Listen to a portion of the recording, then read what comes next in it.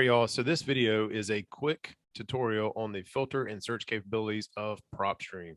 One thing I love about this software solution is the ability to really niche down into the properties you're going after. Therefore, you don't spend as much on marketing, right? So I personally, when I build a list, I'm shooting for somewhere between 500 and 1,000. Now, that's just what I'm going after because I know my marketing efforts. I also know the properties we're going after. It's a very niche thing that we're going after. So I want to show you this real quick.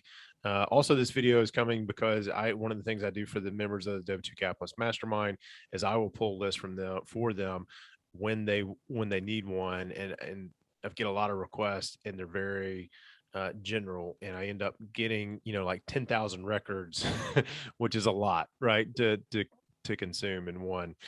So I'm going to show you this real quick. So basically what you do is you enter your zip code, and I'll enter 36604, which is Mobile, Alabama. I've got a property there, and show you some of the filters and quick filters. I'm only going to spend about 5 minutes to do this, right? So it's these quick list choices, on market, vacant, pre-foreclosures. You can choose any one of those, and it's instantly going to narrow down whatever your area that you search for into that little bucket, right? So we've got 4,000 over 4,500 properties in the 36604 zip code. And if I went here and I just choose pre-foreclosures, that's going to zap it down to there's three, right? There's three that are pre-foreclosed. We want to remove that quick list. We're going to go back. We're going to say, what about tired landlords, which is a favorite one of mine. So we're going to close this off. Now we've got 1,223, right? So that's kind of a quick list choices that you can use, and then you can narrow them down even further than this. So one of the things when we're looking for investment properties, we don't want to look for anything that's owner occupied. So we're going to say no to owner occupied. We don't care really about the occupancy status at all. Property characteristics, this is where we can really kind of start to build our niche, right? And there's so many different property characteristics here. You can see how small that scroll bar is because of how many options we have here.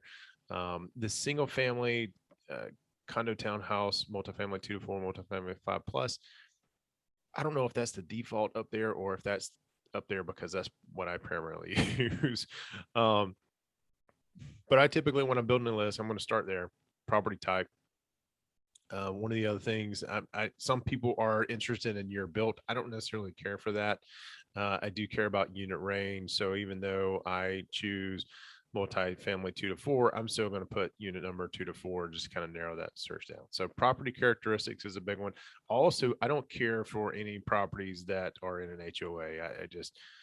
I saw a funny flag the other day waving in a neighborhood that said defund the HOA. So that was pretty clever. MLS status, I don't care about that. It is there. I just want to show it to you in case you want to see it. And make some notes on that. Pre-foreclosures and banked on, I don't go here. I don't necessarily use that at all. If I'm going to do a pre-foreclosure search, I'm going to use the quick list choice here. Anyway, ownership info. Years of ownership, depending on what you're looking for. I am looking for people who have not recently bought. So anything of years of ownership, 5 years and older. Ownership type, I like looking at individuals. I don't really care for corporations or mixed or trust. Those are deals typically never been able to put one together. They just typically seem to take longer. Let me see. That's kind of it. I don't necessarily care about absentee owner location, but there is an option there if you want to look target just out of state owners, out of county. You can do that. Lien bankruptcy, pretty much self-explanatory. You can add that in there if you want to. Valuation and equity info. There's another big one that's talked about a lot, is the how much equity is in the property. So you don't want to get in a situation where you're sending mailers out to somebody who's upside down on their property, unless maybe you're looking to do a sub 2 deal on. So it really just kind of depends, but this is another option for you. And I'm running out of screen here. I don't know why it's doing that. The other option is mortgage info. I don't necessarily look at this, but if you want to, I can see where this could be an option for somebody who really would like it. So just a real quick video to show you all the different options to choose from when you want to build a list with PropStream.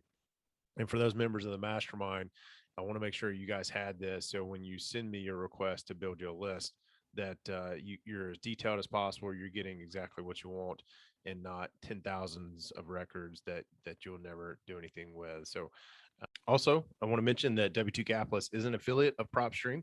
So I earn a little bit of money every time somebody goes their way through our links.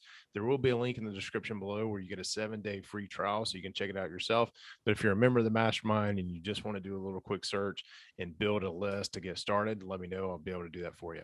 Okay. And if you're interested in joining the mastermind, there will also be a link in the description below. It's w2capitalist.com/mastermind.